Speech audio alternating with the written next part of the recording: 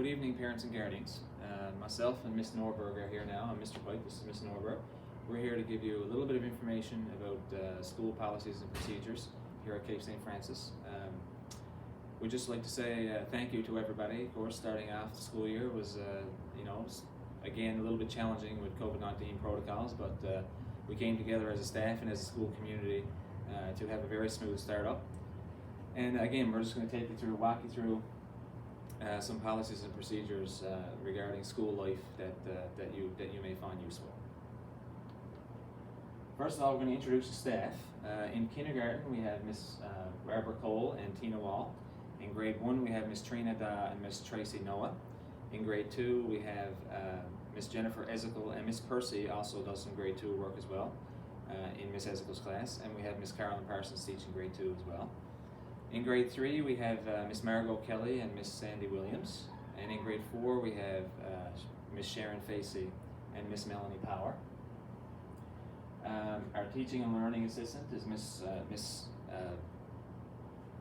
Kirby Slaney. And moving right along, in physical education, we have Miss Mary Dunphy. Music is Miss Jennifer Percy. Our special services team are IRTs. Miss Leslie House. Miss Jennifer Ezekiel does some work in that field as well. Miss Mark Dunphy and Miss Jennifer Peddle, who is new to our staff this year.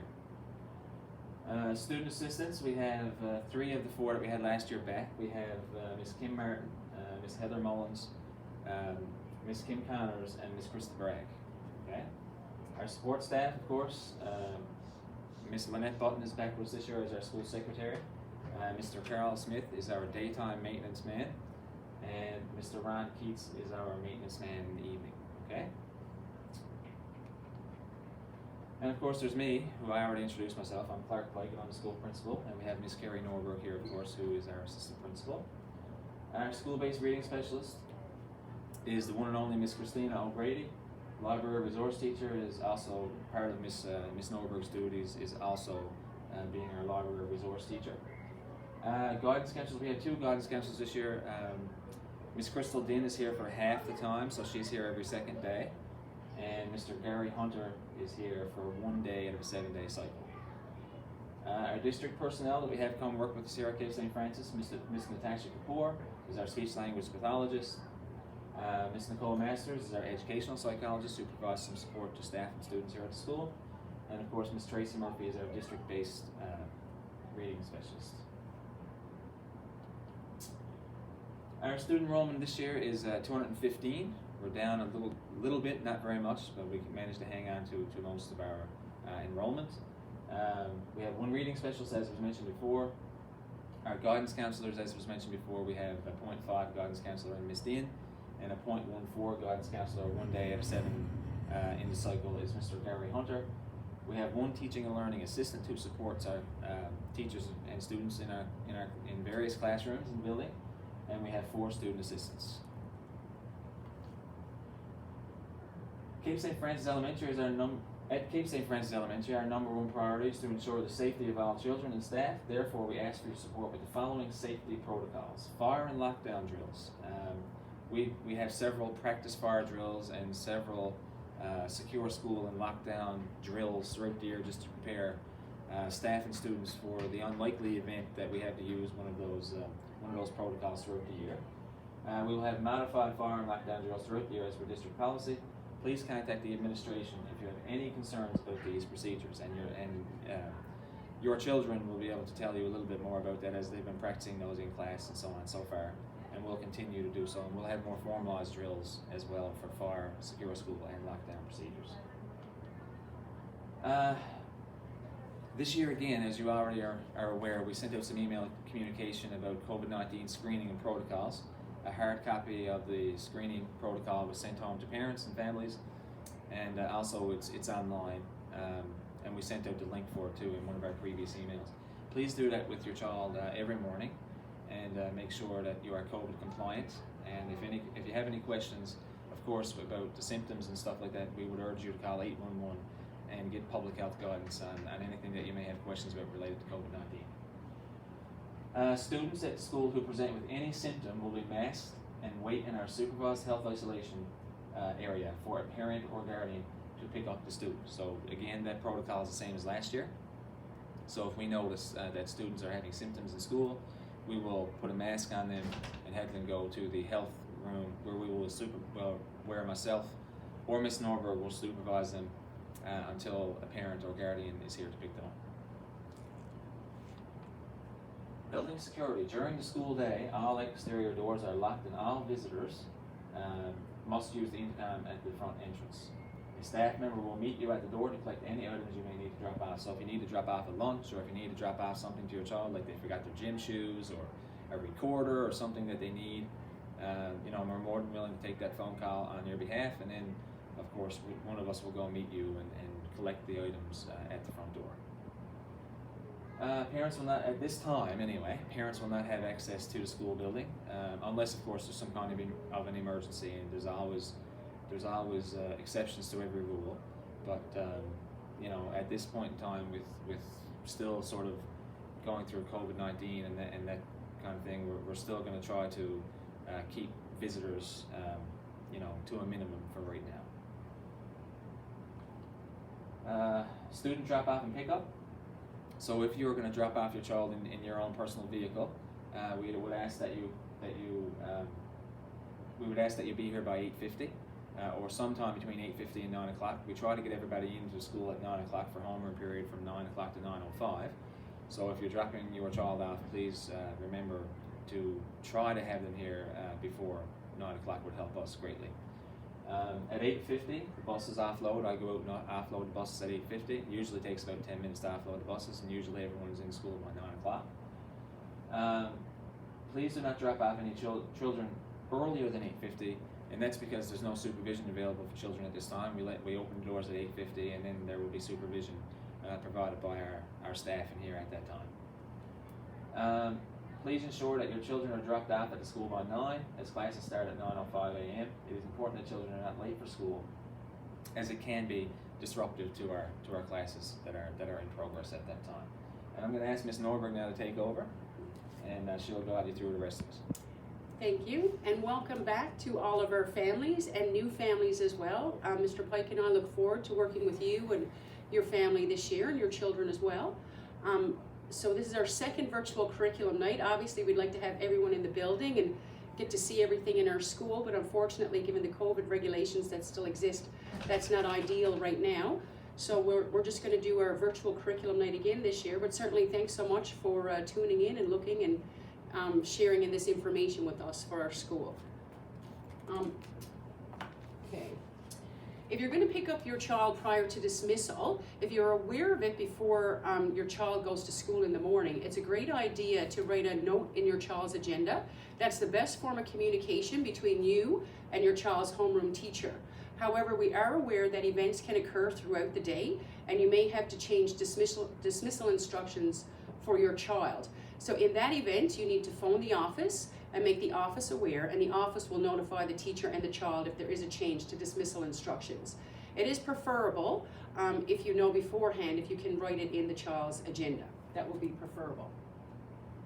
The children will exit through K1 and 2, grades K1 and 2 will exit through the wing door that's closest to the playground, and students in grade 3 and 4 will exit on the opposite end of the building, the one that's closest to the parking lot exit. And you can receive further instruction from the secretary or the office at that time when your child is being dismissed for appointments or what have you. Also, just to make you aware that daily bus stops are not permitted. So once courtesy seat applications have been approved, changes in busing are not allowed. So the seat that your child has been assigned and the route that your child has been assigned after the courtesy seat applications have been approved, and all parents have been notified of this. So that is the seat on a bus and the route on a bus that your child will have for the remainder of the school year. So changes in bus stops to go to friends' houses or relatives' houses are never permitted. And it's also important to note as well that teachers can never take oral dismissal instructions from a child. It must come from a parent or guardian. Anytime there's a school closure in the morning, it's a good idea to listen to all media. It will also be on the NLESD website, as well as our own Cape St. Francis Elementary website. and you can access that by nlesd.ca and our capestfrancis.ca website as well. The specific protocols for midday closure were sent home last week. It's very important that you have that filled out correctly. So in the event that a teacher or the office needs to contact you, that the information is readily available. It's also a good idea to have a large amount of emergency contacts on that list in the event that you cannot be contacted. We have another group of people or another group of responsible adults that you feel are responsible enough to take care of your child. So just to make sure that those people are on the forms as well. If we can't reach a parent or guardian, the child will stay at school until such time that a parent or guardian can be reached or an emergency contact can be reached, and then it will be the parent or guardian's responsibility to come to the school to have the child picked up. Another important note is that all school rules apply on the bus. So all the school rules that are applicable in our code of conduct are also apply on the bus as well. Bus drivers are never permitted or expected to discipline students, but the office is notified daily if there are any events that occur on the bus or any discipline issues that do occur on the bus, and they're dealt with daily as soon as they are reported to the office. So if you have any concerns, it's best to notify the office via phone or email, and we'll get in contact with you and work through that together. A reminder to all kindergarten parents that there must be a responsible adult to meet every single kindergarten child when they get off the bus each afternoon. If there is not a responsible adult to meet a kindergarten student at that time, the bus driver will return the student back to the school, and the parent or guardian will be responsible in this instance as well to come to the school to pick up their child. We are committed to ensuring that there is efficient communication between home and school. I've already mentioned the student agenda, which is an excellent source of communication to write in that between your child's classroom teacher and home. We also use an email distribution list that teachers have created for each individual classroom. We have a School Connects messaging system where we can send school-wide information to the entire school community. You can also follow us on Twitter at Cape St. Francis Elementary. And we have a school website and newsletters that will be distributed throughout the year as well. So we encourage all parents to access these modes of communication between home and school regularly.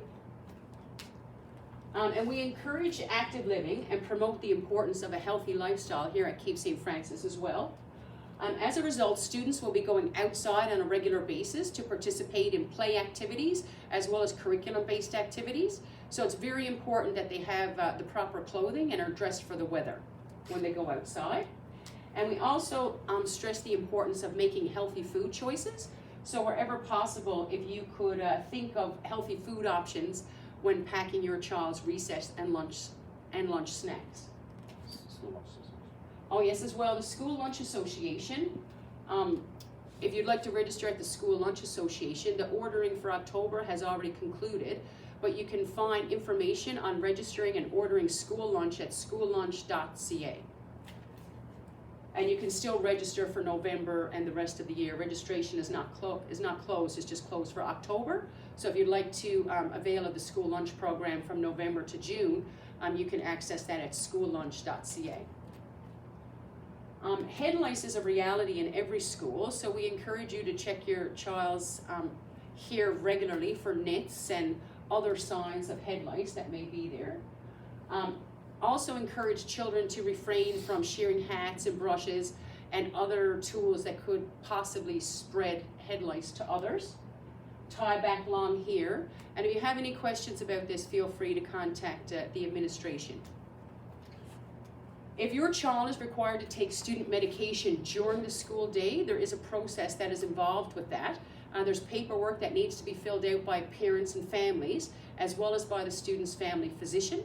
So if you need any assistance with that, or your child is going to need medication to be administered during the school day, you can just touch base with the office and we'll send you out the necessary paperwork in order for that to be completed. We have a number of students and staff in our school that have life-threatening allergies. So when you're preparing snacks for school, Do not include any peanuts or nuts or any products that contain peanuts and or nuts if possible. Eggs, kiwis, bananas, latex are all permitted this year at our school if you'd like to pack those items in your child's lunch. But items with peanuts or items containing nuts, if you could keep those at home and not pack them in your child's lunches, as we have students and staff here with life-threatening allergies to peanuts as well as tree nuts.